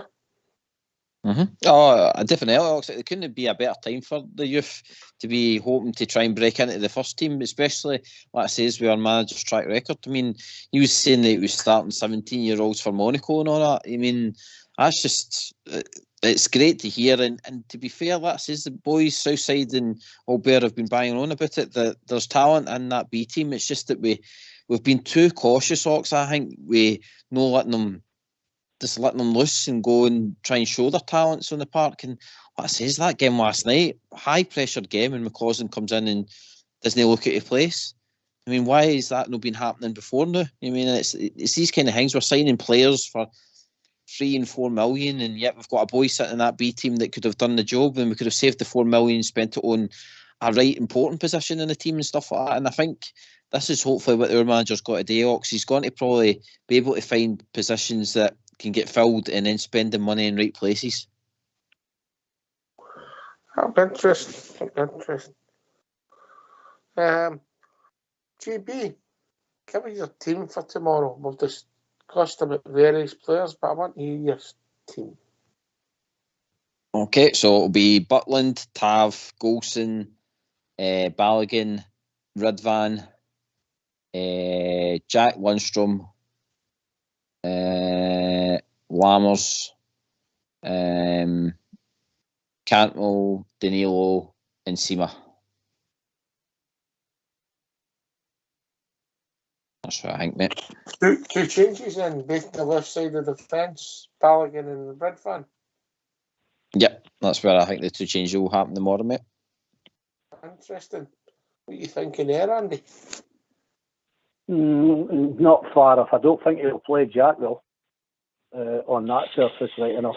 I think he's played really well. I mean, that's the only reason the Scouts boy's playing well with his Jack playing alongside him, because he makes him work.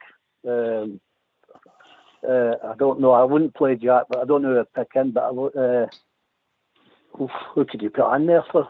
Because Raskin's injured, isn't he? Yeah, Sabientes was the only one, and he didn't. I'm not sure about him neither. But you're not sure. Suppose that's. Yeah. Hang on, I've limited to a couple these days. Anyway, we've been joined by Bob Jar. Evening, Bob Jar. Good evening, everyone. How are we? Happy Bears. We're all happy Bears. I thought that was a really good performance last night. Excellent performance against a more and decent side than we had. And it brought back the old nights of the European run. And yep, all to the good. This man's made a hell of a difference, and he's going to make even more a difference. I'm sure of it. So well done, Rangers. Really good result. And upwards and onwards till Sunday at Livingston on a synthetic pitch, I may add. So that's basically my point about it, Hawks. Really good. You'll discuss it all night. Really good performance. Well done, lads. Keep it going.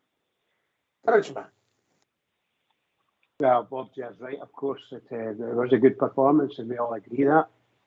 I actually like GB's team. I'm just not sure of Ridvan at left back. But, I just wanted to get that in there in case it pops right in my head. I know we're going to probably have to say it because as Barisic injured, I don't know 100%. He did take a whack in the face, so that's where. No, he's not injured, mate. No, I would play Barisic. Particularly out there at Livingston. It's a really tough place, and a lot of high boys come in, I'm saying that Barisic is a great setter of a ball, but he might be a wee bit better than young Ridvan. No offence to the boy, but I think that's what I would do. But the rest of the team, I would agree with him. Lammers, again, there's a wee problem with selection there. As I said earlier, I think the manager wouldn't have any problem in sticking a young boy in there and let him get in there and play, him against McCausland. However, very pleased with the team, what the selections are, and I hope Bob Jar, again, thoroughly enjoys the next game, which is going to be in Livingston. So you might make it through, Bob Jar. Well, might know what? Might not get through. No, you might make it through. I can hardly hear you, Bridges. It's all bloody phone, Paul. But yeah, I loved the young boy when he came on. This is going to be turned out to be some player. I don't want to heap pressure on him, but he's going to be turned out to be some player, that laddie. It definitely is. That McCausland. Did you see that boy put through to Danilo? World class. Absolutely excellent. I think the laddie should maybe get a start on Sunday. And I agree with you about Lammers. I mean, he didn't want to use things like weak links or anything like that. I mean, he was part of it last night. Fair play to the boy, but if I can improve on it, the selection, well, good. And I've had a whack in the face on a Friday night, Bridge, and been at my work on a Saturday morning, so Barisic will be all right. Yeah. Davey, and you come, mate. Davey, you're quite a fair guy, usually reasonably positive, and I'm not having a go at Andy when I say that. Don't you listen to him, Andy? Andy, don't you listen to him? He's just listen, David, nothing bothers me. You can assure you of that. Clearly, that's old and stick ago. We certainly do. Well, there's a bit of January. There's a generation between you and Andy. That's nothing nowadays. That's nothing nowadays. Right, so where do you stand in the Lammers? You've seen a few come and go and people slow starters and ended up good players for us. Where do you stand with Lammers? It's just, it keeps repeating itself, doesn't it? That's the problem. He just blows hot and he blows more cold. But regarding Sunday, I wouldn't play it, man. Bridge was took my thunder there when he was talking about it, because for as much as I don't think we've really got a lot of trouble at the back, but we need as much height as we get, because we know that's the way they're going to play. So I'd keep it the same team. Lammers is just Lammers. I really can't suss the guy out at all. It's a hard call, very hard call. Get off the fence. Would you play him or no? No. No, who would you play there in that position? Well, that's another one. I don't know whether you can chop and change there and, move somebody about and bring on the young McCausland. But I just feel he can be an empty jersey at the time. You get more running. You get more out of the young guy. Whether he could play that position or not, I don't know. I think that is his position, mate. I think that is his position, but you've just said you need more height in the team. McCausland and the Lammers, same height, GB. Aye, Oxen, and what I say is he's definitely probably getting the manager food for thought, but I don't know if it's, see, because he's not signed that contract, the manager will only maybe gain him wee bits and bobs.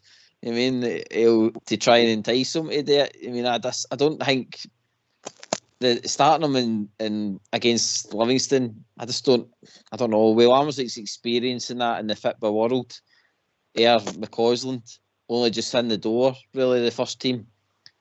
I don't know. The manager seems to kind of, I know he says it doesn't matter whether you're 37 or 17, but I just see it that he'll go with Lammers again just for the kind of tried and tested. What about Tom Lawrence? Bob here. What was that, Ox? Tom Lawrence. Tom Lawrence, well, there's simply fitness with him, eh? He's not had a lot of playing time. As you notice, the managers only brought him on in the latter parts of the game. So, yeah, he's going to be I hope he's going to be a big asset to us. He comes with a big reputation. I've not had nothing out of him. But hopefully when he gets fit, yeah, he's going to do the job. He'll be in there for Lammers, so that's a certainty. Stick on certainty. I'm hoping the Lammers maybe shines on a plastic pitch on Sunday. You never know. No, you never know. You never know. And we want the boy to do well, Andy. Oh, of course you do. I mean, everybody that puts a Rangers shirt on, you want to do well, right enough. But sometimes it just don't happen. I can't see it happening for him at all. He's timid. He's, Christ, I hope if he plays tomorrow, Sunday, I hope he plays better on that plastic pitch we played at Kilmarnock, because he was totally lost in that game. And it's the same type of pitch. And he's not really improved much apart from an odd goal and a good move there last night. He's not really improved much from the first game. So he should be better. He should be doing better than what he's doing now with the game time he's getting. He don't seem to be getting any better. No, when you play in that role, you're judged with the chances you make and the goals you score. And he's not been consistent enough, GB, and that's just been kind. Aye, that's it, Oxen. Again, there's players there that are getting hungry and wanting to challenge Oxen. There's no kind of that way that's where it was with Beale that these guys were kind of you could guarantee they were week in, week out because there was nobody really challenging them. But now, like I says, you've got McCausland, you've touched on Lawrence will be back in the team, Cantwell's there. I mean, there's got to be Rabbi Matondo coming back after the international break. I mean, it's got to be a busy place. And if you're not performing, this manager looks as though he's got to be ruthless. He'll play who's he'll play who's pulling their weight, Ox, and who's creating and stuff like that. So, aye, maybe again it might galvanise the Lammers to play better. You never know, but like I says, either way, Ox, I wouldn't be upset if McCausland gets a start at Livy. I just think again, just because of the way Livy are and how important these 3 points are, he probably will just go with the tried and tested, I think. We'll see. It's good that we're debating players to win again, Bob Ger, and we're not looking for radical changes because we've been so poor. Yeah, I mean, we've not had absolute radical changes, Oxford. We've not got it to do it away. I mean, we make the statement about getting a tune out of players, and this man is getting a tune out of them. Rangers' form has been excellent the last 4 weeks. It's been brilliant. And long may it continue. The man said himself last night we're going to get better. And he's still to bring people in January. So, like we say, it's a vast improvement. But some of the games that, we wouldn't have won them. We maybe wouldn't have won that game last night. Because they were a quality side, make no mistake about it. And we brushed them aside with ease in the first half. Second half was a bit scary. But in general, there's a vast improvement in Rangers. Definitely. And there's going to be another stage of improvement in January. I believe that. We can go on about selecting, people like Lammers, individuals. Go on about, talk about that. It's going to, not going to radically change. I don't think we've got the money to do that, but it's going to change in January. And I think the improvement will be even more, it'll be even better at that time. So onwards and upwards. It's good to be a Rangers fan at the moment. Right, Bob, good to hear from you, mate. As always, glad you're It's always good to hear from me. Always good to hear from me. No, it's always good to be on Rangers Radio. Absolutely fantastic. And good luck. And here we go on Sunday. I guess a team of 6 fitters that's going to sit in and try and hit us on the break. Simple as that. I think we'll have too much for it. I'm going to go 2-0 Rangers. Cheers, mate. You look after yourself. You too. All the best, boys. Cheers. Last word for your good self, Andy Felix. It's been great being on with you tonight. Some good talking points and all that. And I'll try and catch it on Sunday if I get back in time from the remembrance. The Irish got for that and 41's a bit annoying that they've done that, right? But I think they've done that for a nasty reason, in my opinion. But now, so get up there, get remember the fallen, and then get back down for a game, Mm-hmm. All right, mate. Great to hear from you. Yeah, I get great. I'd like to say I'll try and ring in on Sunday if I can to get back in time, Good, mate. Great to hear from you. Enjoy your weekend, and I hope your bet's stop, mate. Well, I'll get the third time lucky. They did me on the 5-0 when I had it at 4, and they did me on 3-1. So I might get lucky on Sunday. You never know. Yeah, never know. As long as we win, Andy. As long as we win, great to hear from you. That's Davey. Do you see that in me there, Docs? Davey, aye. That's me. It's pleasure, mate. It's pleasure. It's the highlight of my evening. It always is, because you always get the right people on the show, and it's do or die, and we are the people. So thanks for listening to me, Ox, and all the boys. It was a pleasure, and upwards and onwards. Good night, guys. Mrs. Old Davey must be really pleased that we're the highlight of your night. Yes. She keeps hiding my Viagra.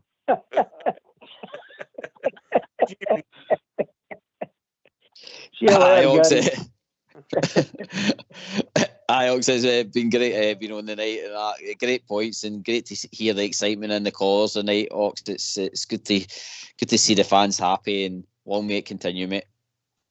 Yep. Frenchman. Ox, yeah. What a great night. Marvellous discussions, and everybody happy and talking about the team and different things about the team. Can I just say to yourself, well done, and your techie team, great. Thank you, GB. Superb for holding me on there. Can I just say to all the Rangers fans listening in all over the world, huge game coming up, biggest game of the season coming up on Sunday. So everybody, please keep it going for the Rangers, because the Rangers need us. They really do now. Keep it going. Rangers Radio will be back on Sunday.